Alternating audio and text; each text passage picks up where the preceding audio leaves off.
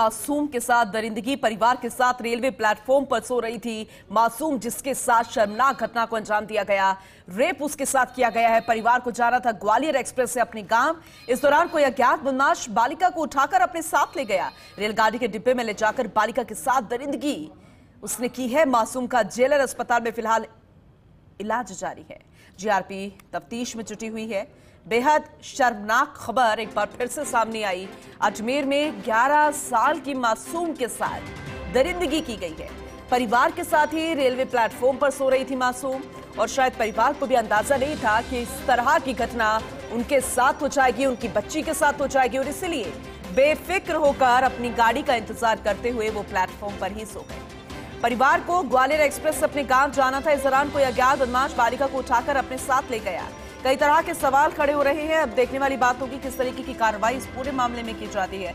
शुभम सहयोगी हमारे साथ जुड़ चुके हैं, ज्यादा जानकारी उनसे लेंगे।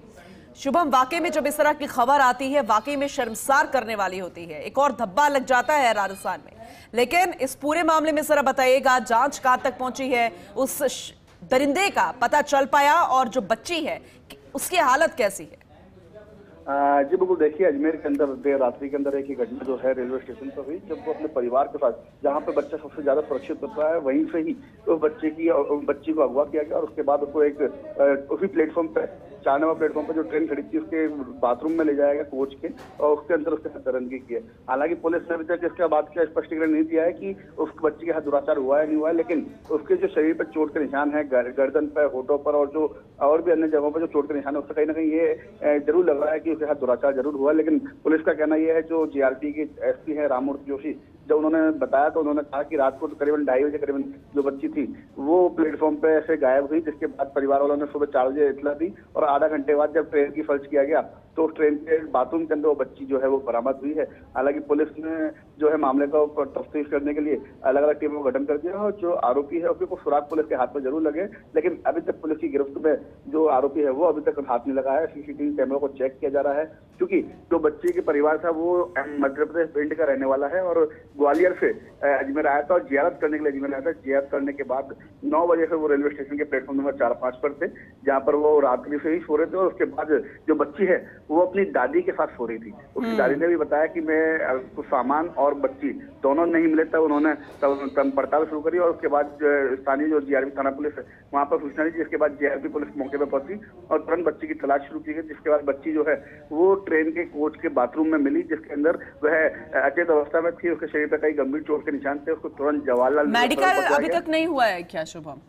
मेडिकल प्रोसेस जो है वो अभी चल रहा है। कुछ देर के अंदर मेडिकल के अंदर साफ हो जाएगा कि बच्ची के साथ दुराचार हुआ है नहीं हुआ है, लेकिन बच्ची की कंडीशन हालांकि पहले जैसी नहीं है, लेकिन अभी कुछ सुधार जरूर है उसके अंदर। बच्ची से भी बयान लिए जाएंगे, लेकिन परिवार की तरफ से अब रिपोर्ट दी जा रही है, लेकिन मेडिकल जो है वो जेएलएन अस्पताल में मेडिकल टीम जो है वो कर रही है, और कुछ देर के अंदर इस बात का भी स्पष्टीकरण सामने आ जाएगा कि बच्ची के साथ दुराचार हुआ है या नहीं हुआ है। लेकिन जो जीआरपी के एसपी है राममूर्ति जोशी, उन्होंने साफ इनकार कर दिया है कि अभी कुछ कहना जल्दबाजी होगी, लेकिन उसके साथ जिस अवस्था में मिली है उससे तो अंदाजा लगाया जा सकता है मारपीट भी उसके साथ हुई होगी। आखिर कोई उसे क्यों इस तरीके से उठाकर लेकर जाएगा? और परिवार वालों का क्या कहना है, क्या और सीसीटीवी फुटेज नहीं खंगाले गए?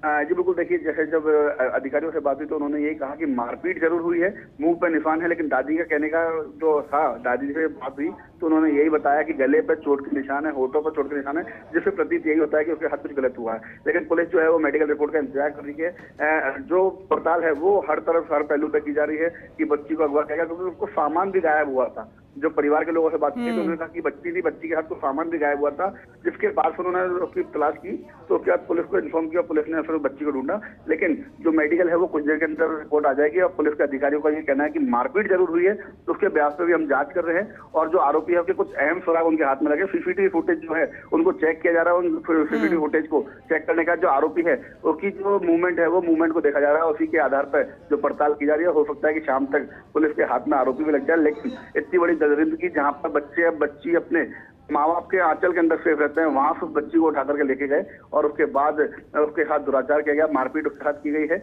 और कुछ देर के अंदर पूरे मामले का ये खुलासा भी हो सकता है। लेकिन एक धब्बे वाली बात कहा जा सकता है कि अजमेर रेलवे स्टेशन पर इस तरीके का कृत्य देखने को मिला है, सामने आया है और रेलवे जो है उसकी कहीं ना कहीं विफलता भी साफ नजर आती है, क्योंकि रात्रि के अंदर जो गश्त है वो इतनी होती नहीं है। कोई अनजान आदमी आ जाए या कुछ तरह की घटना हो जाए तो उस पर कोई रोकथाम का काम नहीं किया जाता। जीआरपी हो चाहे आरपीएफ पुलिस हो, लगातार जो है वो गश्त करते हैं, लेकिन रात्रि के अंदर आए दिन इस तरह की घटनाएं सामने आती हैं। लेकिन ये एक बड़ी घटना जो है वो कहीं ना कहीं अजमेर आरपीएफ और जीआरपी और अजमेर की रेलवे को कहीं ना कहीं कलंकित करती है, क्योंकि इस तरीके से बच्ची का अगवा कर स्टेशन पर ही, जहां पर 4 नंबर प्लेटफॉर्म पर उसके माँ बाप वहीं से कुछ दूरी पर ही बोगी के अंदर जो बाथरूम था उसके अंदर उसके साथ एक कृत्य किया गया। तो कहीं ना कहीं ये धब्बे वाली बात है। अब देखना ये होगा पुलिस कितनी देर के अंदर का खुलासा करती है। बिल्कुल शुभम, आपने सही कहा, लेकिन कितनी देर में मेडिकल हो जाएगा? आखिर इतना वक्त कैसे लग गया? कब ये सूचना दी गई? कब पुलिस प्रशासन को पता चला?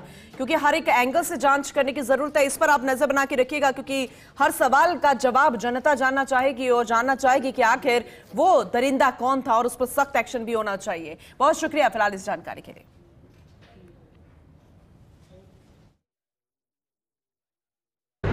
बच्ची के साथ प्रथम दृष्टया मारपीट की हुई है और बच्ची का अभी मेडिकल कराया जा रहा है, हॉस्पिटल में भर्ती है।